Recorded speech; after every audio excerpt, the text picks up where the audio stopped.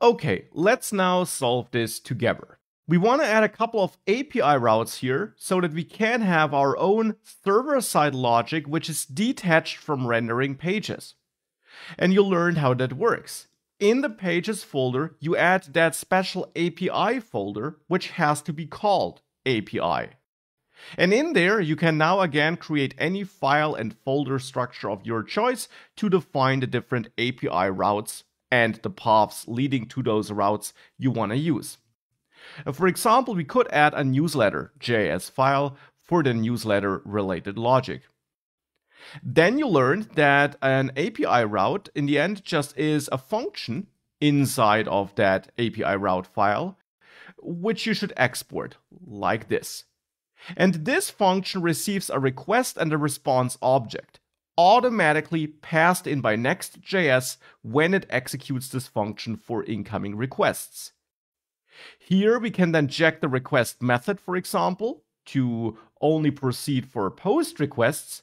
And we can do this here for the email registration, because whilst this is the only kind of method I want to support here, I want to make sure that no other method triggers any logic here. So I explicitly check if the incoming request is a post request, and I only want to proceed in that case, because in that case I, for example, also know that I can extract data from the request body. Because, for example, GET requests would not carry any data.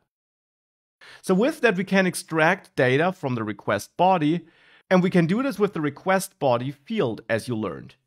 Here we could then expect that we have an email field, and that's up to you. You are the developer of this site, so it's up to you how you transmit your data. And I will therefore expect an email field. So the user email is then extracted from the incoming request. Now here we could then also validate this and check if it's maybe not valid, or if email, user email I mean, does maybe not include a @ symbol, which is a very basic email validation. You might want to implement a more thorough one, but it's a start. And such server-side validation is optional but strongly recommended. Because even if you add validation and checks in your front-end code, those validation steps can always be circumvented. After all your front-end code is exposed to your users, so they could also manipulate it. So you shouldn't rely on front-end validation. Front-end validation is always just a convenience feature for your users. Instead, to really make sure that you get valid data and that you work with valid data, you should validate in your API route, because this code can't be viewed or changed by your users. Now, for this task here, it's optional. I did not tell you to add such validation. So if you did not do that, that's totally fine. I just want to bring it up here because it is important to be aware of the role server-side validation plays. Now here we could then return to cancel the further function execution if we make it in here. So if we have invalid data, and we could return a response with a status code of 422, which is a status code signaling that the user input was bad, and then maybe set a message of invalid email address, something like this. And we would send this response back to the user if the input is invalid. And thereafter I return to cancel the function execution, because I will add more code after this if check, and I don't want to execute that code if we have invalid input, hence the return statement. Now, if we do make it past this if block though, we know that we do have a valid user input, and then we could store it in a database or anything like that. For the moment, we'll not do this. For the moment, I'll just console log that user email. And that is now a first API route as we could write it. An API route for extracting an incoming email address. Now we want to send a request to this API route. And we want to do that from inside the components input folder, from inside the newsletter registration file. Here we have the registration handler, which is triggered when the form is submitted. And here I am preventing the browser default then to avoid that the page is reloaded. Now we could also validate the user input here and show an error message if it is invalid. Again, validation here is then just a convenience feature to show some feedback to the user quickly. It's not something you should rely on. And it's not something I will add here because it has nothing to do with API routes, but of course feel free to add it in your solution. Now in my case here, I will not add it. I instead want to send the HTTP request to the API route we just added. And again, we can, for example, do this with the fetch function, which is built into the browser. Now for the URL, you learned that the API route is hosted by the same server as our pages are sent back from, so it's the same domain. And hence we can just construct an absolute path to the API route with /API/newsletter in this case. /newsletter because I named my API route file newsletter. If you named it differently, you have to use a different identifier here in your URL. Now we want to send a post request because we need to add some data to the outgoing request. And hence here I'll add this configuration object to fetch, where we can set method to post and then add a body. Now speaking of that body, we need to get access to the input value here. And there are two main ways of doing that. We can add state and update the state with every keystroke, or we use a ref, and I'll do the latter since I only need access to the input once when the form is submitted.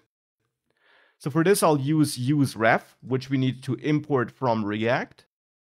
We can create our email input ref here, like this, and then connect it to the input element by adding the special ref prop and pointing at email input ref, like that.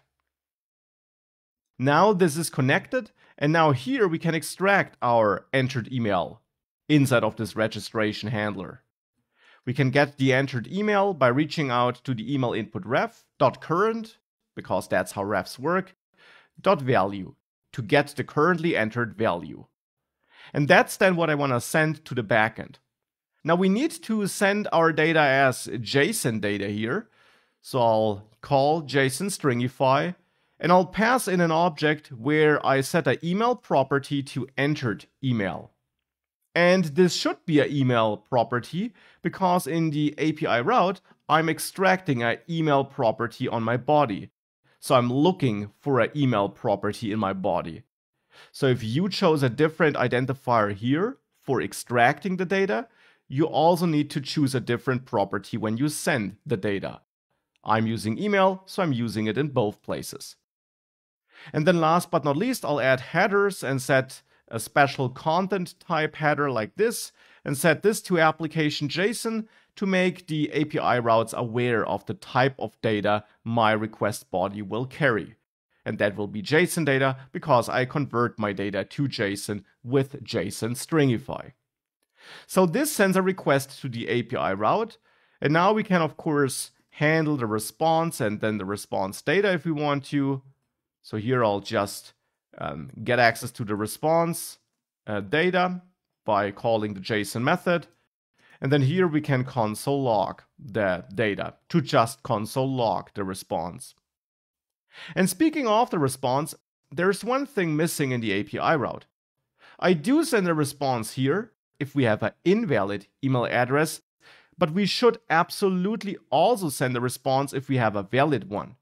So in this scenario, after console logging the entered email, I'll send a response with a status code of 201, which means success, a resource was added, so the email was stored. And then we can, send back any kind of data, like for example, a JSON object.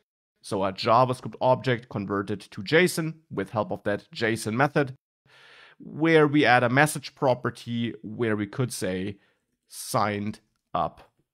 Anything like this. If we do that and save this, we can check if this works. If we reload our application and open our developer tools, if I enter something invalid here, I get a warning from my a browser actually, because this is of type email.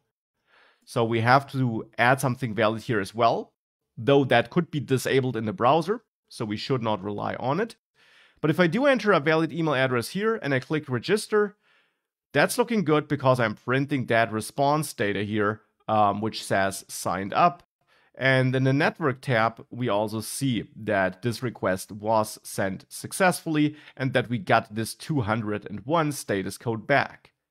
And if we have a look at our server-side terminal here, so this terminal where we started npm run dev, where all our server-side logs will be printed, we see that test@test.com is output here, and that makes sense because we are console logging the arriving email address here in our API route.